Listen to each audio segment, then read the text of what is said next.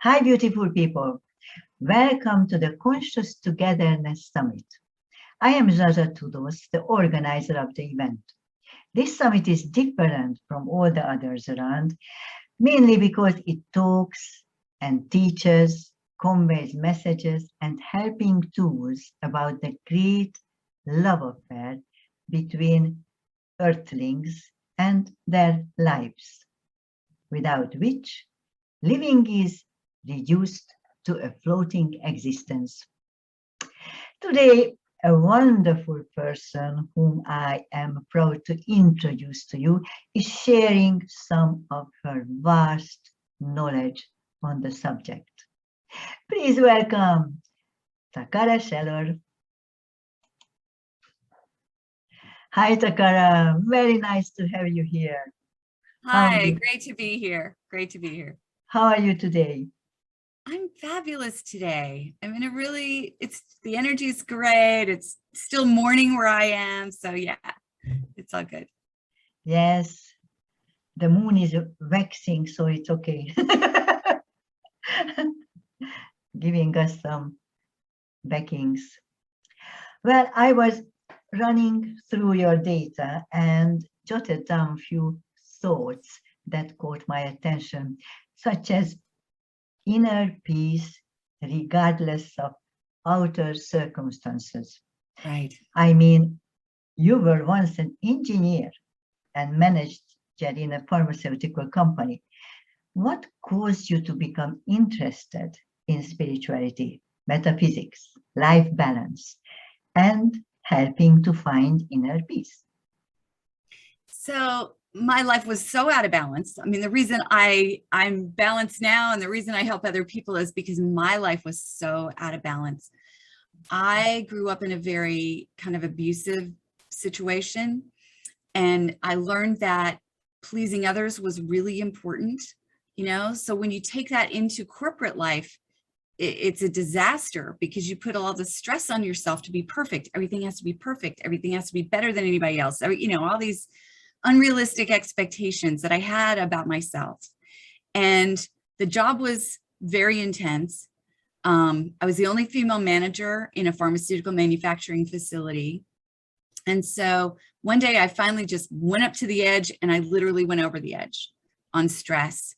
And I melted down. I was in the floor in the fetal position, crying hysterically because I'd remembered that I'd been raped. And so I realized in that moment, all these feelings were coming out that I'd never felt before. And I realized that if those are who I am, if these things that I've never experienced before are part of me, I don't really know myself. Like I just felt like, because I'd stuffed all those emotions for years.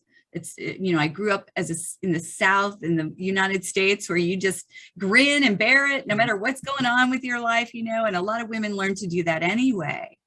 But, I was really like a master at it, where I didn't even feel my emotions myself. And so when this all happened and all these memories flooded in and all this emotion, I was angry, I was sad, I was scared, all these things, I started going on a spiritual quest, and I started seeing both professional psychologists, psychiatrists type people, but also I started getting energy healing and taking classes and learning meditation and learning to play with crystals and all these different things that we do to try to find harmony and balance and peace within. And what I quickly discovered is that utilizing these tools that I was feeling kind of intuitively guided to utilize, my life just changed radically. I became happy. I became more at peace. I didn't need to be perfect, And so eventually I quit that job. I moved to the San Juan Islands. I founded a nonprofit for dolphins and whales. And I just went on now this 30-year quest of finding more and better ways to help other people and myself. And that's how it all happened. Very, very interesting story, and very moving also. Why do you think it is important to understand the self? So the more you understand about yourself, the more you follow what brings you joy, and you start cutting out the things that bring you unhappiness. You know, the more you know you and your real desires and your real feelings, the more you can arrange your life to bring you more peace and happiness and balance, and go after dreams that you never maybe allowed yourself to have because maybe it wasn't okay, or somebody else said it was a bad idea, or you think you need to do something someone else says is success, or, you know, whatever, like you need to have this house or this car or this whatever. But when you really get in touch with yourself, you really get in touch with the divine within and with nature and with being more balanced and in harmony, you just are more in tune with your true desires, your true wisdom, your true intuition, and life begins to flow. You have moments where you're just much more calm and at peace, and you start following your dreams and achieving them, you know, and all that begins with knowing yourself a little better. Very interesting. How did you manage to find the tools to take you on this journey of finding yourself? Because you talked about crystals and dowsing and I don't know, energy healings and all that stuff. How did you find them? So there were a couple different ways. When the emotions, you know, I kind of look at how I used to live as like, here's a pot with a lid tightly on it where I was holding all those negative emotions in there. Okay. Yeah. So when the pot lid came off and all the emotions came spilling out, the other thing that came spilling out was my intuitive ability. I suddenly had these intuitive promptings. I suddenly could follow intuition and buy a book or have, you know, sign up for a session with a person. Okay. So part of the things that I learned was because my own inner knowing was nudging me in that direction. So I would I would go to a bookstore and I would be reading the titles of, you know, you got your head sideways and you're reading the titles of a book, right? And I would read a title of a book and I would start getting tears. Now, it wasn't because of the title of the book. It was something in there was something for me, right? So I would buy the book. And then, you know, and so over time, I got this whole mountain of books that I would then follow intuition and whenever it felt time, I would read that one. But I also was guided or felt intuitively inspired to start seeing a particular woman, especially when I first woke up spiritually and I was first healing all of these emotional wounds from the rape experience. I started seeing this one particular woman. And, you know, we did energy healing, we did past life regression. I learned how to meditate through her. Like there were all these tools that she introduced me to, but she also would recommend courses. And she would say, I think you would really enjoy, and she'd tell me a course that she'd heard of that was happening locally. And so I learned aromatherapy that way. I took a 9-month women's wisdom course where I learned for the first time, like doing shamanic journeys and about, you know, the times when women were honored, right? And the goddess traditions and that sort of stuff. So part of it was because I was handed a teacher who assisted in guiding me along that path. And part of it was my own intuition. Yeah. Yes, it is very interesting because obviously you needed to push your past a bit behind to allow yourself to go forward for the moment, at least. Right. Otherwise, I mean, it would have been very painful to take this path. And your intuition was sort of oppressed by the past pain of the past, actually. So it is very important to let go. And then by letting it go, we allow the help to come in and to take us to the helping place and the healing place as such. It's very interesting. I know quite a lot about you now because I went through your through your data on your website and here and there, so I found few fascinating things like you are teaching the inner peace, of course, you've been talking about, and I found another very interesting thing, the circle.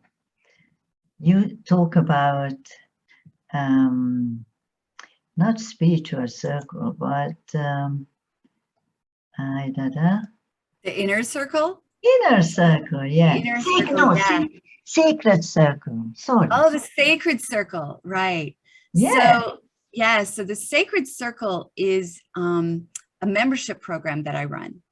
Okay. Excellent. So tell me all about it. Okay, so for years, I taught an in-person class, once a week. I drove to a place and people gathered, and I was teaching energy healing and advanced energy healing techniques and all of that.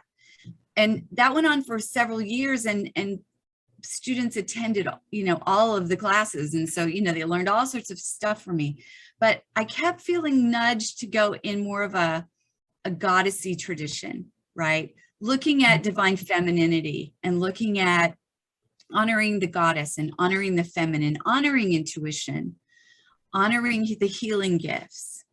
And so I created this container for studying that sort of thing, and it's all women.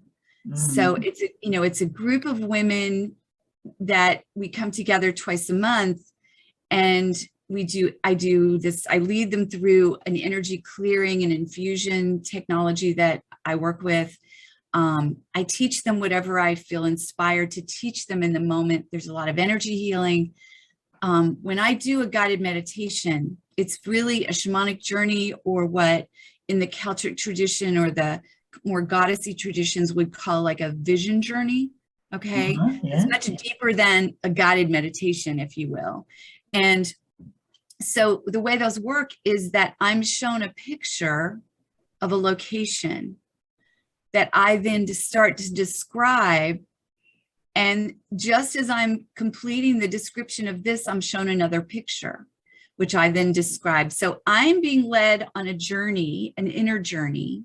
Yes. It might be to a sacred circle with standing stones somewhere in Europe, or it might be, to inside a cave, or out in a forest in a beautiful, it's always different, and I never know where it's going to be. Sometimes I take people down into the ocean where we can breathe underwater, and we play with dolphins and whales, and we get insights and all of that sort of thing. But, there's often a guided journey like that. That's part of it. And so I just introduce them to energy tools, ways to heal themselves, ways to empower themselves, ways to step into their true nature, what they're here for, their mission, their passion, their purpose, their, uncovering their intuitive and other like spiritual gifts or talents and skills they might not even know they have. So a lot of what we do is awakening those things, and so it's very experiential. Everyone who's involved is going through the journeys, and we're doing these practices, and we're toning, we're using sound healing and that sort of thing, using our voice. And so it's rather than me doing a lot of lecture, it's very experiential. I mean, I do teach, and I teach through story, but that's part of what that is. Yes, I do something very different. I have a bunch of students. They've been with me for 20 years, 21 years now. And they learned a lot of things from me, but they are still learning. And I sort of do something very similar with them at the moment. Do you think that it is a pity we don't have anything for men? I think there are a few things for men. There's not a lot.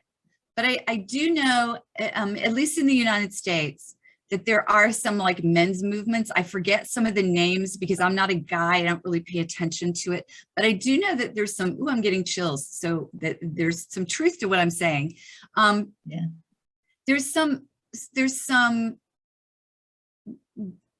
programs where men gather in groups live, you know, and go through some processes, and they might do, you know, more intensive, like what we would call warrior training. But it's not necessarily about weaponry and all that stuff. It's about mastering yourself and standing strong and being noble as a human. And you know, I went through spiritual warrior training myself, actually, with Stuart Wilde years and years ago. Okay, so you know, I kind of know what that's like. But so there's ropes courses, and there's ways that you push yourself, but you also, in the process of pushing yourself physically, you you're looking deeply at what it brings up fear. It brings up your mindset, and you have to face that, you know, when you're in a circle with people that assist you and there's somebody leading that. So it's not like all arduous. It's actually quite illuminating and enlightening and fabulous.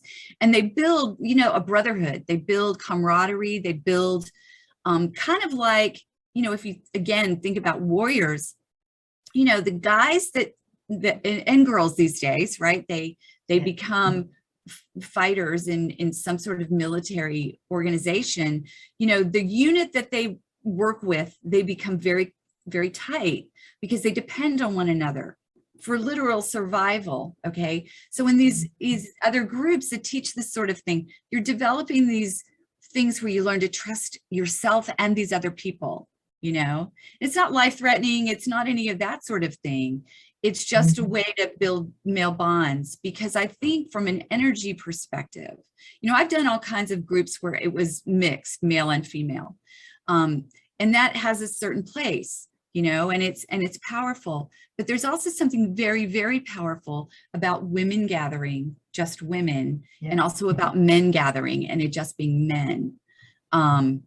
Because there's certain energies about that. And there's certain ways, you know, women are receptive. Their body receives, right, sexually, but also their energy field is much more receptive. And so when we're together, that plays off nicely with one another. Where men sexually and in their energy field are projective. Their energy sends out, you know, more than ours. I mean, we can do it as well. We can be balanced and do both. But there's a leaning and a propensity for being more pulling energies in, which makes for women it much easier for us to receive higher wisdom. Men can do it, yes, but we're wired to do it. You know, that's why in some of the indigenous cultures, women were the ones that received the insight, and then they shared it with the men, and then, you know, that was how they ran the organization, the tribe, or whatever. Yeah. Well, I have a theory, and not really a theory. I do believe in that we have a very different brain structure as such, men and females and males. And the vast difference between the two is that the sexual center in our brain as women is near the hearing center, while the male's sexual center is near the seeing center. I pointed to it before you even said it. I was like, I know exactly what she's talking about. Yeah. And I haven't thought of that. I haven't thought of that, but I absolutely agree with you. As I tune in, I'm like, oh my gosh, yes. Because, you know, this is when there's sex involved, hearing is important for me, you know, like hearing someone breathing. Well, you know, but like, it's not always the case for a guy. Like, it's just very interesting that you bring that up, because I've never thought of it that way. I just thought it was something for me rather than women. Good to know. That's lovely. Well, actually, because I teach that everything in life is sex. So yeah, you know how it goes, because everything is really the elixir of life and has this wonderful living power in it. And I also think that males are looking at a project from above, and females are looking into the details more. And in that way, you know, I mean, they are much more thorough, females are. But then again, they can get lost in the details. It's true. Yeah, it's But true. while the guys are just, they might not see the details, but they can see the whole project as such. It's fascinating. Yeah, and what's really interesting about me is I'm sort of in the middle and do both, you know, because I did that engineering thing, right? So Yes. I trained my brain to look at the whole picture, but also be able to put all the pieces together. So it's very, what I do mentally is way too much for a lot of people, because like, as I'm working on a project, I want to see all of it, not only the bigger picture, but all the details. And then my brain organizes it all. And then I do the thing, you know, that's how I pack. I have to see absolutely everything. If I'm going on a trip, I have it all laid out in the same place. And then I have the bags open and I just put this one here and this one there and this one here and whatever. And then I close up all the bags and I can tell you exactly what is in every single bag there. Like, and even in the car, where the bag is in the car, what's inside the bag. That's just how my brain organizes. It's so crazy and fascinating. Yes, it is very good. So actually you benefited from being an engineer in the past. Yes, yeah. Because obviously whatever we are doing or we are teaching, we really need to organize ourselves and need to understand what is going on. I think it is, I would call it consciousness, when you or us, we do something consciously rather than just on the surface, sort of floating around, you know, and take the road, whatever is in front of us. Right. Very exciting. I find your teachings fascinating, actually. I am very intrigued about your one-to-ones. What are you doing in your one-to-ones? Who knows, right? I mean, for real. And the reason is because everyone is different. Okay. Yeah. They're not scripted. They're not planned. So, I get chills. So, you know, a lot of people learn a lot of tools, and that's beautiful. You know, we all start somewhere. I learned Reiki, I learned aromatherapy, I learned sound healing, you know, I can use tuning forks, like all this stuff, but it's like, not everyone needs all those things. In fact, this person might need just this one thing and this other person needs 3, but they need to be these specific 3, you know? Yes. And so I just tune in. So when a person wants to do a private session with me, you know, we make a time and then we get on a phone call and I just say, you know, tell me what's going on with you. And as they're telling me maybe a story about something they're facing right in the moment, or their overall life story, whatever they feel like sharing, usually they come to me because they're stuck somewhere and it's a specific thing that they've been trying to get over on their own and they haven't been able to, you know. But whatever it is, they start talking about it. And as soon as they start talking in, I'm tuning into the energy and I'm receiving insights. And I'm like, okay, we're going to do this. And I start, you know, I always have this, I have this little notebook, right? And I've got my pen and I start jotting down notes as it's coming to me. So I'm listening to them. I'm fully focused, 100% tuned in. Well, maybe not 99% is tuned in on them. And 1% is taking little notes as I'm receiving, okay, we're going to do this guided meditation and we're going to, they need this particular energetic. And I, you know, whatever I'm guided. And then, you know, sometimes we do a past life regression. Sometimes we do a soul retrieval. Sometimes there's a higher aspect of them. You know, we're multifaceted diamonds. And most of us are only aware of a couple of facets. You know, we've shined those up really well. Like, I know I'm an engineer. I know I'm an energy healer. I know I'm a mom, you know, but there's all these other things. And some of those other things are who we've been in a past life, or, you know, systems that we've mastered, like high priestess of this, or, you know, whatever it is, Atlantean, Lemurian, whatever it might be. Sometimes it's off planet. Sometimes it's the star being that we are. And that comes with or planetary being that we are, or whatever it looks like. You know, there's an aspect of me that is dolphin. There's an aspect of me that is fairy. There, you know, we are multifaceted. And so sometimes in these sessions, once we've done a big clearing piece, however that happens, it can be because I do a specific energy, something, I send them an energy that I channel through. It could be the past life regression or whatever. But once it's cleared, once this boulder is out of the way energetically, now there's room for this big infusion to come in of a higher aspect of self. And so sometimes it's literally this massive upgrade. You know, sometimes it looks like this golden being that just steps back into the person. And then they begin to integrate that. And they'll, like, you know, they even can see differently. I mean, it's amazing the stuff that can happen. Sometimes it's just literally letting go of something that happened when they were 5. You know, but everybody needs something different. And so no two are the same. And I've got a lot of tools, and some I channel in the moment for whatever that person needs, you know? So that's what you are calling the spiritual treasure hunt. Yes, exactly. Exactly. Excellent. So what do you mine for? Silver, for gold, diamond? I actually have a thing about those. Okay, so calling myself the spiritual treasure hunter is actually a kind of new thing. I've been trying for decades, literally decades, to figure out how to describe who I am and what I do. I mean, we all, you know, anybody in the spiritual thing, anybody doing coaching or spiritual work has that issue. And we work on it for a long time, and it evolves and whatever. But always, always, there's been this thing. I've talked about treasure, and I've talked about, it's come up again and again. It just never put it together until recently.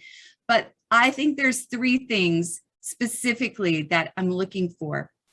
So the diamonds and other jewels are our intuition and our spiritual gifts. And when I say spiritual gifts, I don't necessarily mean it has to do with the spiritual nature. It could be that you're an incredible pianist. It could be that, you know, whatever these divine, you were born with these divine gifts, these special talents that you have, uniquely you, that hopefully over time you will uncover and start to fine tune and enhance and utilize, right? So it doesn't have, they don't have to be spiritual. They're just your gifts and talents. Also intuition falls into that. So the, you know, the diamonds and the gems and all that. Then there's gold. And to me, because I work with a lot of gold light and golden sparkly light and light in general, I say the gold is your healing abilities, because I believe all of us can be channels for healing energy and do healing for ourselves and other people. Some of us are drawn to do that, and we feel a calling, and it's part of our life mission. But anybody can do it, and they can do it for themselves. And so that's what I call the gold. And then pearls. You know, you think of their like strings of pearls, and when you think of a treasure chest, there's always these pearls cascading out of it. And the pearls to me are these little magical bits of wisdom. And some of it comes through us, and some of it we pick up as we go. But it's like how we string together wisdom and knowledge and the information that makes us wiser and better in the world. So those are kind of the 3 things that I'm helping people, assisting them uncover and bring out and access and utilize in their life. Excellent. It's very nice. I also found a very interesting thing you say, noble sea. What is this noble sea? The noble seas. So for years, and I actually have some notes about the noble seas, because I usually talk about 5, and those 5 I can rattle off just like this, but I've added some additional ones. So I call it, you know, before when we were talking about the men, and I was saying it's like them stepping into this space of nobility, okay? There is a state of being where, you know, the average person tends to get stressed, and like life happens and they get really bent out of shape, and they, you know, whatever. But there's a state of being that is, I call it more noble. I call it the noble sea state. And the reason I call it that is because every single word starts with the letter C. Okay. I So it's just a whole series of words. A whole series of words came to me describing the state of being where you're, where everything is working and you're in divine flow, and there's grace and ease and synchronicity, and manifestation is easier. And it's just the best way to describe the state that you're in physically and mentally, emotionally, spiritually, energetically. I'll start with the letter C. Okay. So the first letter, I know it's fun. The first letter is, the first one is calm, right? Having this inner calmness. Clear, being clear energetically, not only in the physical body too, like purification, cleansing ourselves of toxins, not adding a ton of more toxins, being careful what we eat and what we drink and what we breathe and what we put on our skin.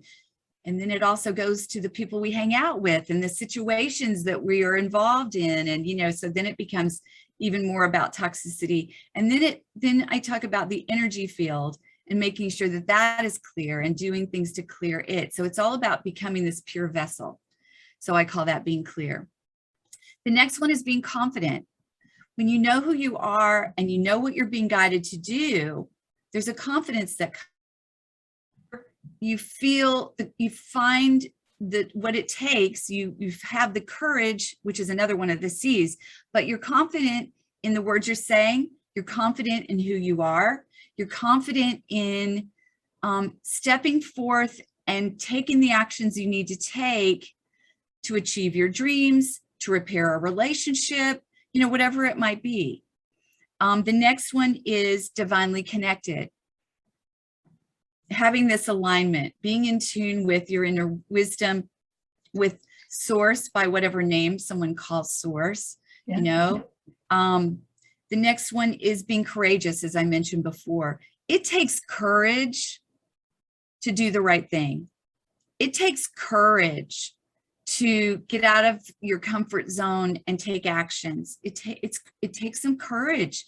And that courage only comes from trying it, taking a baby step, and then standing in that new place, and then taking another step. Like you doing a summit. This is the first time you've done this, right? Yeah. It took a little courage to take that step and say, I'm doing this, To some people, that would be so monumental, they could never do it, right? But you just take these little steps. So courage is one of those. The next one is committed. Committed to yourself, to your journey, to what you want to accomplish in the world, but just being committed to your path as a spiritual evolution or what your ideals are, just, having commitment to things and sticking with it. And not taking no when it's something that needs to happen. There's times when you're just being bullheaded and you shouldn't go that way, but there's a difference. And when it's the right thing, you just keep working at it. The next one is creative. The more spiritual you become, the more divinely guided you become, the more calm you are, there's a tendency to become more creative. And you create training programs or summits, or you create written projects, or you create a work of art. You paint, or you write, or you speak, or whatever, make a beautiful garden. But there tends to be some creativity that happens. Then there's also cooperative and collaborative, where instead of always being in competition, you become, you start to do that thing where you're part of a bigger whole. Like your whole summit is about, the oneness and the coming together with self, but also with others. And it's this collaborative ability and this collaborative work is far more effective than when we're standing on our own, trying to, always be in competition with everyone else. And the final one is being conscientious and courteous. I find that the higher we go in vibration, the more we heal the drama of our past and let go of the things in our limiting beliefs and all of that, the more we do that, the more we become aware of other people and how they feel and how what we say and do is impacting them. And it's not about shutting ourselves down to keep everybody else happy. That's not what I'm talking about. But it's tuning in and saying, okay, I could say this, or I could say this. Which one is a better way to do this so we can be in collaboration and there's more harmony in the relationship, right? So it's just being aware of how we impact the world around us. Those are the noble C's. And when you have all that going, life is magical. It's just, it just, there's synchronicity and joy and love, and miracles seem to happen. And it comes from that state of being. Yeah. I teach, and I have this theory again, that we are obviously here to evolve and to learn. That has been established by many people. And what I think, we always have a comfort zone, whatever the comfort zone is. Some people's comfort zone is, it might be just the bedroom, and other people's comfort zone is the whole universe. But you have to arrive there, and one comfort zone is the same as the other one, actually. The point is that you have to advance from one comfort zone into a new one, and then learn that new comfort zone. And then when you learned everything, it is becoming so boring anyway. So you just sort of open the gate, get into a new one, look around, some fresh air, good, okay, I am going to learn this comfort zone. And then step by step, you just actually proceed into a higher elevated existence as such. It is very exciting. I wonder, what was your very worst experience with a patient or a client of yours? Oh my goodness, gosh. It's been so long ago that I have to really think about this. Oh my goodness. I'm trying to think, okay, if I figure out where I was living. I'm only asking this question because obviously everybody is different, and everybody's mental and emotional intelligence are on a different level. So it's very difficult to work with somebody who has no idea about anything what you are doing, because they have some resentment, and it's very difficult to open up. Right. So, I mean, I've just remembered my first one. I was thinking, did I ever do sessions before then? I mean, when I first started, I'll tell you about an event that happened when I was in Toronto. When I first started, I volunteered. There was a little yoga studio in Southern California, and once a month they gave a free healing clinic. They did a free healing clinic for the community that couldn't afford to have sessions and acupuncture and all these other things, right? And it was so long ago, it was like 1997 or something. It was a really long time ago. And so once a month, we would show up. They would have massage tables for us, and all over this whole, it was basically an older home that they converted the whole thing into this yoga place.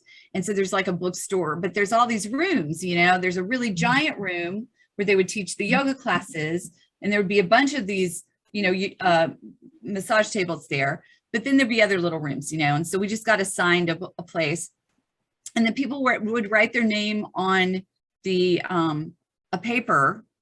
And whenever the next person's name got called, they would be assigned to whichever healer was available. So they never knew if they were going to get me or an acupuncturist or somebody else or whatever. So when I first started doing it, what I was doing was I was doing crystal layouts on people with Reiki, because that's what I knew at the time, and right away, there was a guy that used to come, and I felt intuitively that it would be really powerful if for one person, there was a male on one end and a female on the other, that there would be an enhancement to the energy that each, you know, for the client, you know, I was thinking about the client and tuning in because I'm very, very clairsentient. I feel stuff in my body, what it would be like if we did this, what it would be like if we did that, right?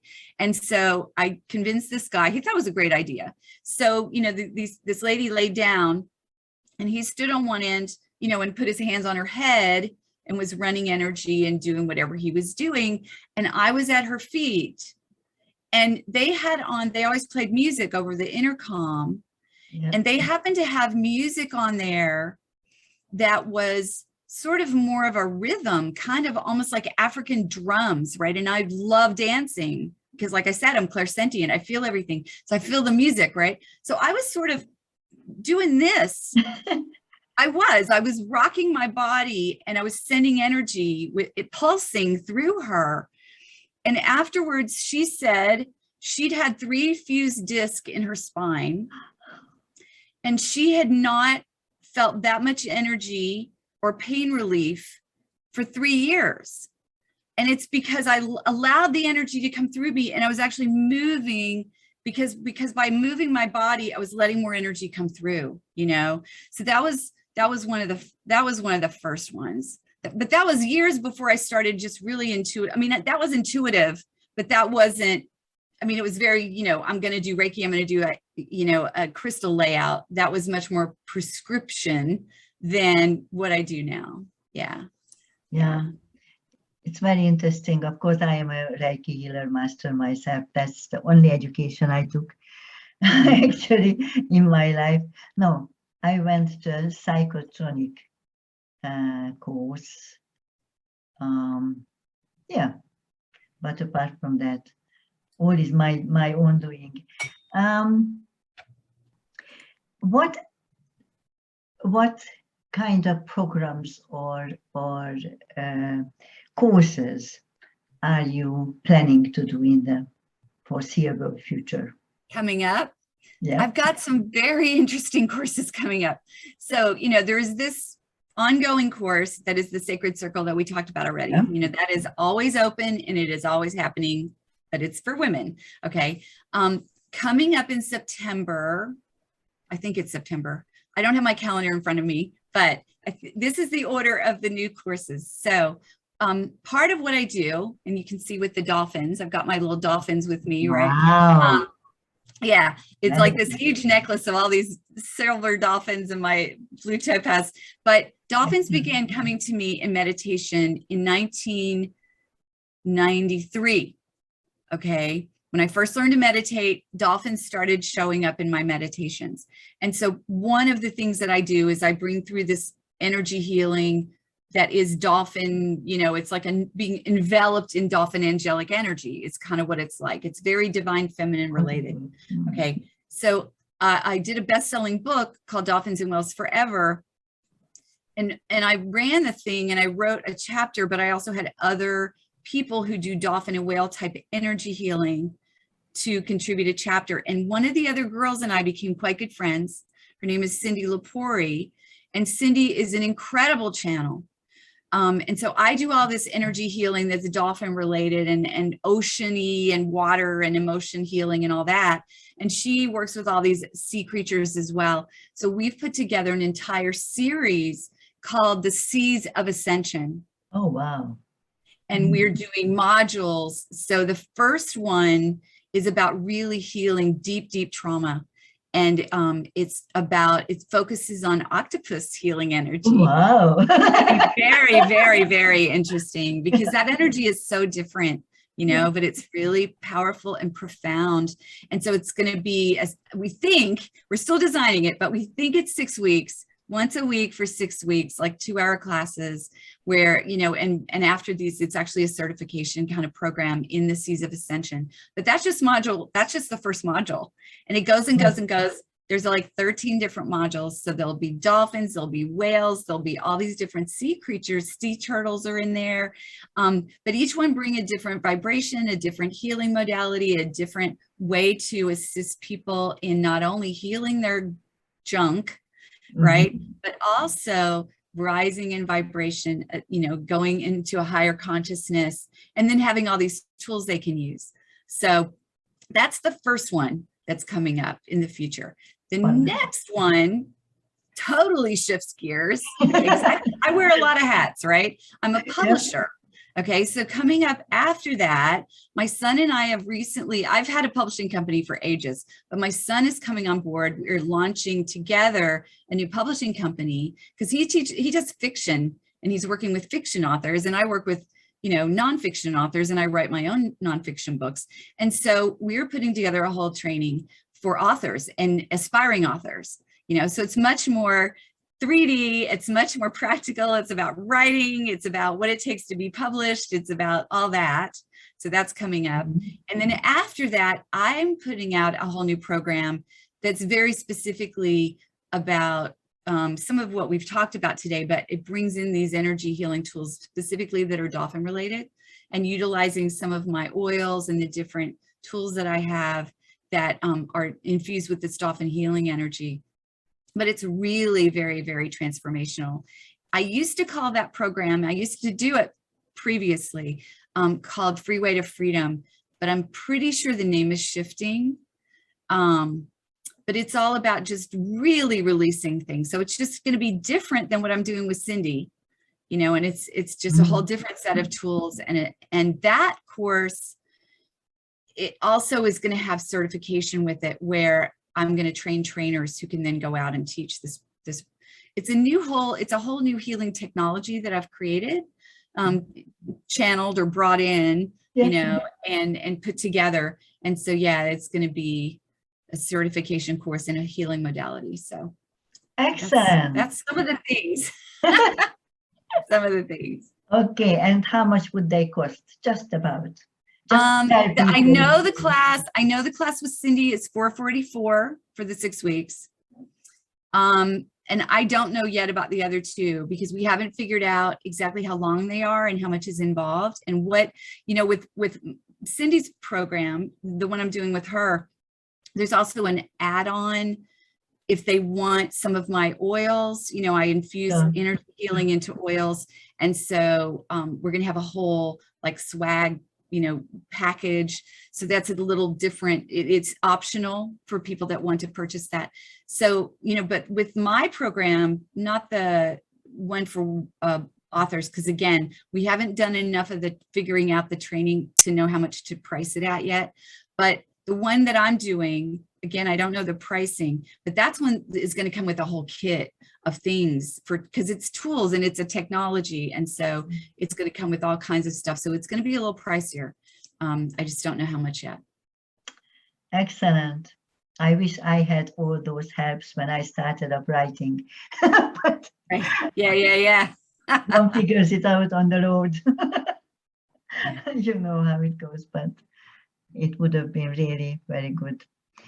Anyhow, anything else you want to share with us, or share with the people here who are looking for some kind of empowerment to fix their love affair with life?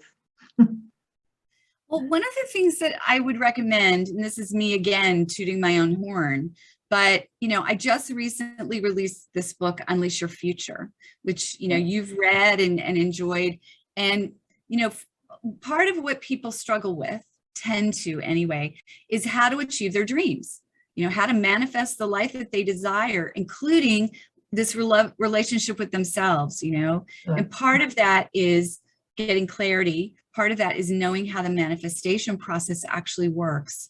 And so in this new book, Unleash Your Future, we lay it out. We explain it all in what we think is very clear instruction. It's very practical. There's actions to take. There's, you know, there's homework basically throughout the book for people to really learn how to manifest. And so the more you are able to create the life you love, the more empowered you feel. You know, when you don't feel like you have any control about anything that's happening, there is a feeling of disempowerment. So I think that manifesting plays a key role in feeling more empowered. You know, part of it, again, is like what we said before about trusting what you feel, honoring what you feel, honoring your likes and dislikes, and not making them wrong, honoring them. You know, I used to teach a class on manifesting your beloved, you know, how to call in that perfect partner, right? Yes. And one of the things I said was, if you like a tall guy that has this color hair and he's kind of buff, own it. Just own it. Just, if you like what you like, and be okay with that, you know? Don't make it wrong. And so we all have preferences. You know, my son likes redheads. You know, he's really, really into redheads. I'm not red. I've never been red. Nobody in my family's, you know, it's just something that's attracted him for whatever reason. It's just like, own it. Just own it, you know? So be honest with yourself, and trust that no matter what happens, the universe has your back. When you can embrace that idea, you have a lot more, you can be a lot more courageous, and you do feel much more empowered, you know? Yeah, definitely. I mean, I think we have problems with choices, first of all. Secondly, we have problems with not belonging. I mean, Yes. these are really very sort of heavy burdens to carry.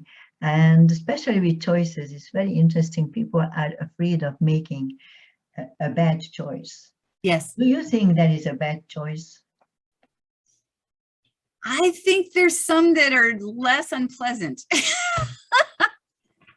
And here's what I'll say. Every choice I've ever made that ended up horrible, you know, like I was raped, okay? You know, I was in a situation and I was raped. I left the corporate world and I went off to the San Juans, and I co-founded a nonprofit for dolphins and whales.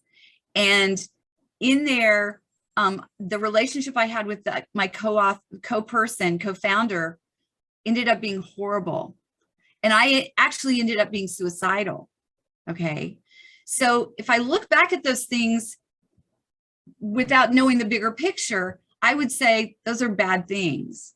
But the truth is, I would not be who I am today if either of those had not happened. So for me, absolutely, I wouldn't wish these experiences on other people, but they were definitely part of my journey, and they're fundamental parts of my journey. Like if it hadn't been for the rape, 15 years later, I wouldn't have had that spiritual awakening when the memories surfaced, right? And I wouldn't 30 years later be talking to you, you know, like if I wouldn't have had that spiritual awakening that happened and all the healing tools I learned that I now use to help other people, that whole cascade and dominoes of events wouldn't have happened if that really awful thing hadn't happened, right? Yes. So in hindsight, after I healed it, after I forgave, after I did all the things you have to do, which is not easy and takes a while, right? Yeah. Once I'd done that, it's like I see it for what it is. Yes, I could have made a different choice, but it is who I am today because of that. So in this lifetime, it was an important piece. So I really don't think any choice is bad. However, when you get into tune with your intuition, and you learn to acknowledge something feels good versus something doesn't feel good.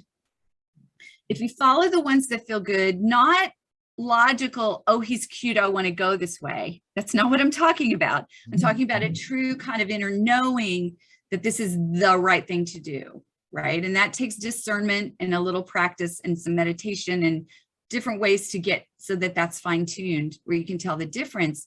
But when you do that sort of thing, you make the decisions that feel more empowering, and they will guide you. But I kind of think when we're first starting out and we're going through these things, we tend to do those harder ones. We really do, because that's what wakes us up and makes us pay attention.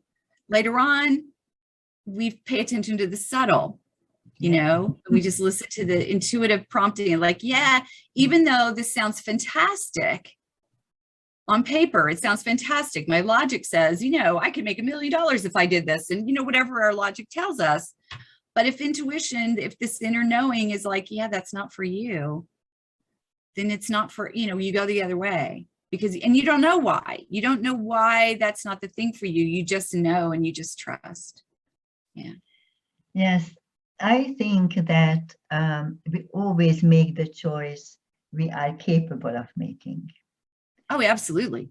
Yeah. Because you see, we usually say, oh, today I couldn't do my 100%, or yesterday I couldn't do, or whatever it was. We always do our 100% because that is the 100% we can do at this particular moment. Right. Right. And of course, we are talking about having the intuition and the meditation and the spiritual opening to make better choices, but we have to arrive to this better choice or to the spiritual opening, you know, and until we arrive there, we are going to make very fascinating choices. Yes. That's a great word. Fascinating. Interesting is one I use sometimes. Yeah, that was interesting. Yeah, I am always challenged by that because my life was not better than anybody else's, obviously. We all tend to go through all that upheaval here and there, you know, but Right, right, but right. that's what made me, you know, and Yeah, I am not regretting any bit of it. yeah. Yeah. Thank you very much for this wisdom. It was excellent. And I am so happy to have you here. And I am sure you will be available to answer questions if there will be any in Absolutely. the Yeah. Facebook group. So thank you very much and have a wonderful, wonderful time and see you very soon. Absolutely. Thank you so much for having me. It has been my pleasure and blessing to be here. The pleasure is mine, my love. And I can't wait to, hear all the other people that are on your summit, and, Yeah. we're all going to have a lot of fun together. So I am many sure of blessings. that. Thank you very much.